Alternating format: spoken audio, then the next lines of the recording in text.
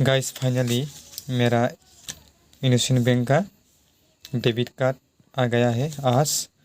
तो मैंने जब अप्लाई किया है तब तो मैं जीरो बैलेंस ही अप्लाई किया है, लेकिन आज जो मिला है मैं यहाँ देखो, Indus online saving account Indus multiplayer max और ब्रांच नाम है और IFSC कोड है।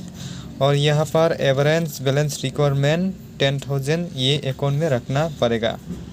तो इसलिए मैं ये बैंक को एक्टिव नहीं करूँगा, मतलब ये ATM कार्ड को मैं एक्टिव नहीं करूँगा। इसलिए मैं वीडियो बना रहा हूँ कि अकाउंट तो खोलने बहुत आसान है, लेकिन इसमें मेरा टिकट आ गया है कि इसमें 10,000 रखना पड़ेगा। लेकिन इसमें बहुत कुछ यहाँ पर रिवार्ड पॉइंट दे रहा है, वो 1,000 रुपया कितना यहाँ पर क्या क्या लिखा रहा है। Gate exciting reward squad 1,000 for details turn और लैब।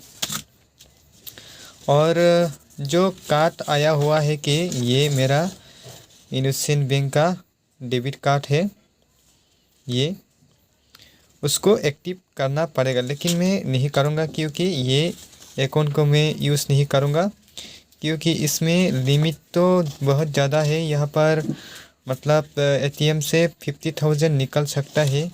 फिर भी यहाँ पर आप 10,000 मंथली एवरेज बैलेंस रखना पड़ेगा। बैंक में 10,000 रुपया रखना पड़ेगा। आप खोलना है तो इंडसइंड बैंक जीरो बैलेंस खोल लीजिए, नहीं तो आपका साथ भी ऐसा हो जाएगा। Thank you.